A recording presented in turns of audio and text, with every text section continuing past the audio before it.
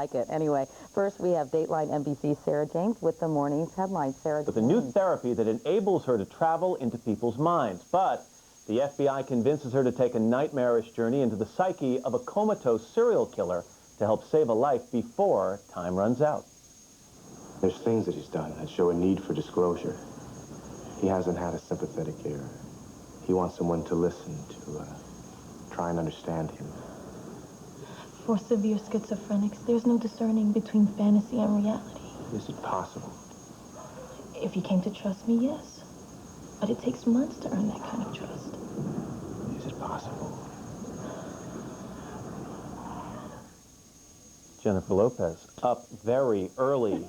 Thank you so much. Good to have you here. Thank you. That was kind of a tame scene. Yeah. But this is a little twisted, this movie. Is that a good word? Yeah, that's a good word. Twisted is a good word. Freaky is a good word.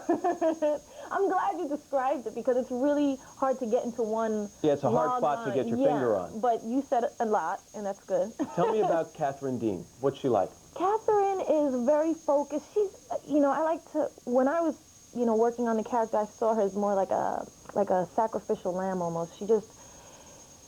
She's so involved in her work and so passionate about it that she almost sacrifices her own mental health, her own physical well-being, to help somebody else. That's the type of person that she is. The film is getting a lot of attention for the special effects that were created. Is it possible that movies get to be too reliant on special effects? It's all about the director's vision with these things, you know what I mean? And I don't think so much with this movie it's about the special effects as it was about Tarsem's vision of what, it was inside this kill. Because what we're doing, essentially in the movie is going inside the killer's mind, I go inside the serial killer's mind. And since none of us have ever been there, we've got to create what's in our imagination. Exactly. So, he let his imagination go. The creativity was like, we had no boundaries. So I don't think this is so much about special effects as it is about a visually stunning, depiction of what it could be, One of the things I was thinking about is, from what I read, the movie had to be trimmed just to get an R rating. So again, it's a little dark, it's a little twisted. How do you think the people, your fans, who are used to seeing you in a more comforting role, are going to feel about this? It's not the type of thing for my little girls who like my music, I have a movie coming out called The Wedding Planner. That's next year, that's for you. This is for the older kids, okay? It is. It's definitely not something, for the little girls or, the younger kids or anything like that. But it's an adult movie. It's a great movie, though. It's, like I said, it's a total movie-going experience, Let's talk a little bit about what's happened in your career in the last 5 or 6 years. Okay, you were the new kid on the block. I mean, the one everybody's saying, hey, she's got potential. Now, you are probably the best-paid Latina actress in Hollywood. From what I understand, if you hadn't signed on to this movie, it wouldn't have been made.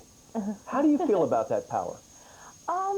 I don't see it so much as power. I see it as, I'm grateful for the fact that I have the opportunity to make projects that I feel passionate about. You know what I mean? I don't really concentrate on the fact of, being the high money or power or anything like that. I see myself as an artist, and I feel fortunate to be able to express myself in different ways. But you recognize the power, don't you? I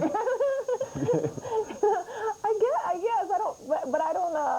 I don't focus on it. It's not really what my life is about, What would you like to have happen? I mean, given the fact that you do have a little clout, whether you giggle about it or not, what would you like to see happen with your career? What kind of roles would you like to see come your way? I'm a musician. I love to sing. I love to act. I love to perform. So I would like to fuse the two careers together.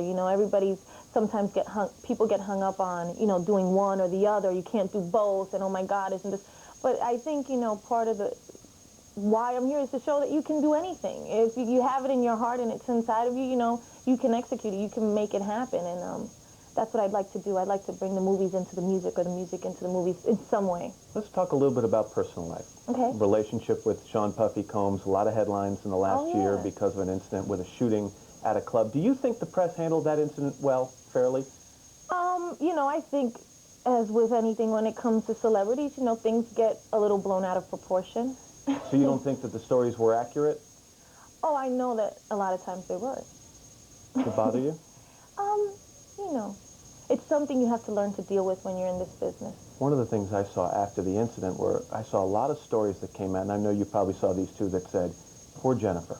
she is such a nice girl. How'd she get involved with him? How'd you feel about those stories? I know you read some of them. You know, you can't focus on things like that because people, they have a different perception of who you are than who you actually are. You know what I mean? And that goes for me, that goes for Sean, that goes for anybody in the public eye. You know, nobody knows who you really are. You know what I mean? That's just how it is. They only have a two-dimensional and what they're fed by the media. So, I mean, they can paint any picture they want of you. It really doesn't matter. You learn anything from the experience? You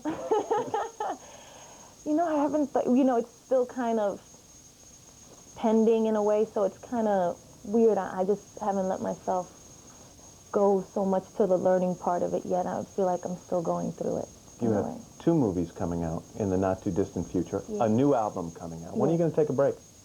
Not yet. I think, you know, when I decide to settle down and get married, I'll stop and I'll have, you know, some kids, and then I'll stop. I mean, for the next couple of years. You don't give an interviewer a line like that and expect me not to follow up on it. When you settle down and have kids, is that something you're planning?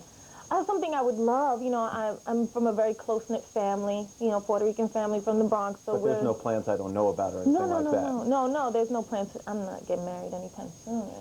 Because I figured you'd come here and probably share it with me first, right? Of course. That's what I figured. Even early in the morning, I might get you to say something you didn't expect to say. I know. I'll be like, oh yeah, that's right. I forgot I'm engaged. The movie is called The Cell. Good luck with it. Thank you. And again, thank you for getting up early.